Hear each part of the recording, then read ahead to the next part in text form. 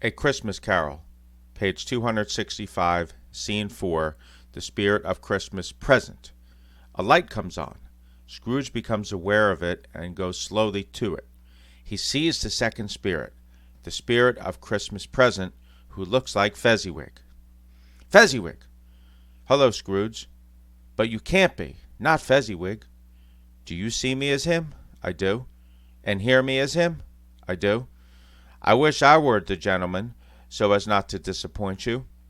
But you're not. No, Mr. Scrooge, you have never seen the like of me before. I am the ghost of Christmas present. But you will see what you will see, Scrooge, no more. Will you walk out with me this Christmas Eve? But I am not yet dressed. Take my tails, dear boy. We're leaving. Wait! What is it now? Christmas present, did you say? I did. Then we are traveling here, in this town? London? Just down there? Yes, of course. Then we could walk? Your flying is, well, too sudden for an old man. Well, it's your Christmas, Scrooge. I am only the guide. Then we can walk? The spirit nods. Where are you guiding me to?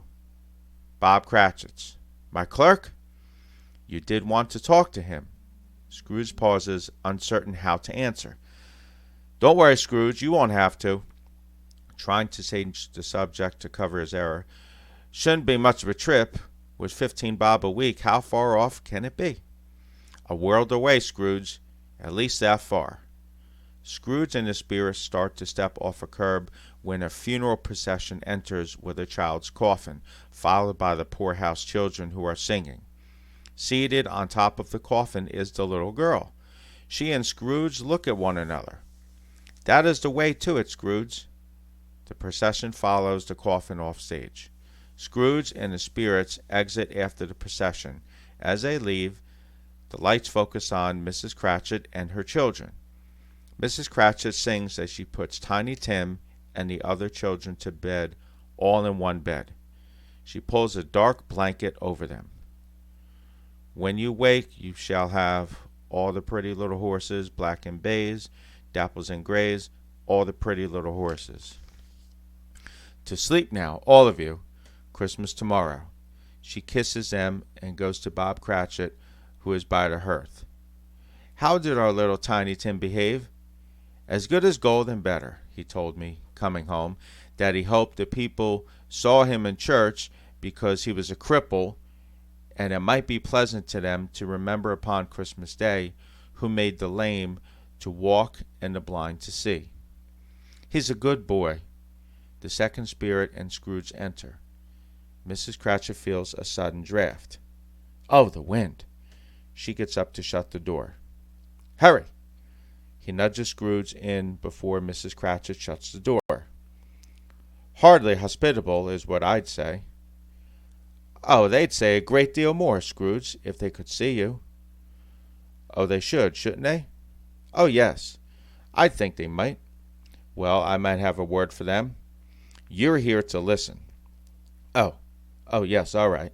By the fire? But not a word. Raising his glass. My dear, to Mr. Scrooge, I give you, Mr. Scrooge, the founder of the feast. The founder of the feast, indeed.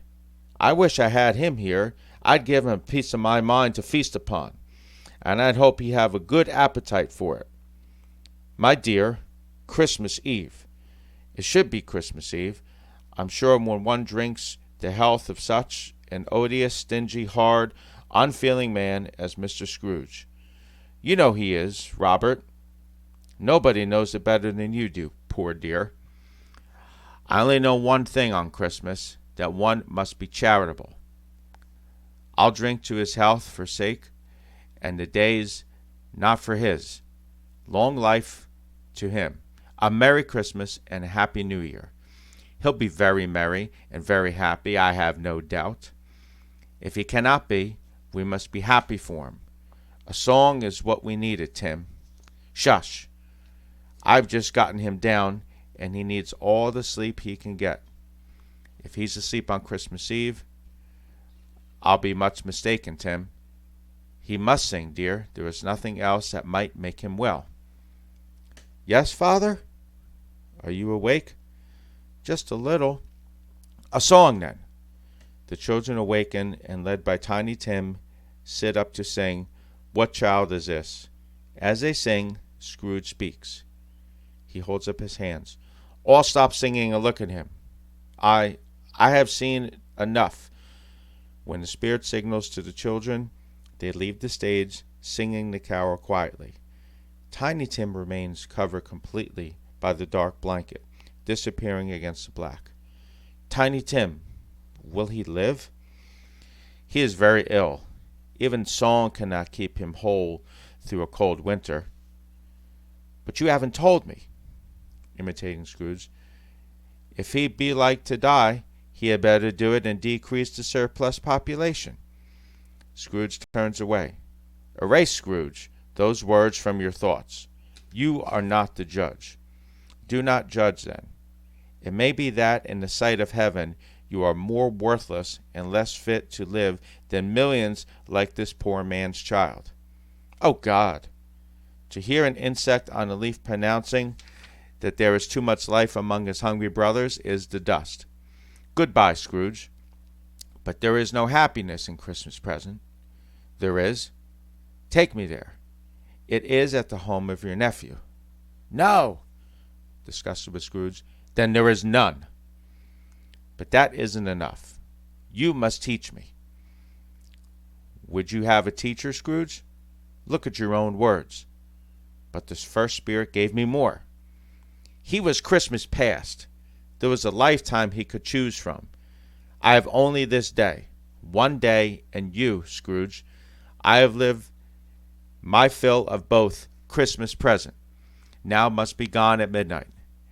That is near now.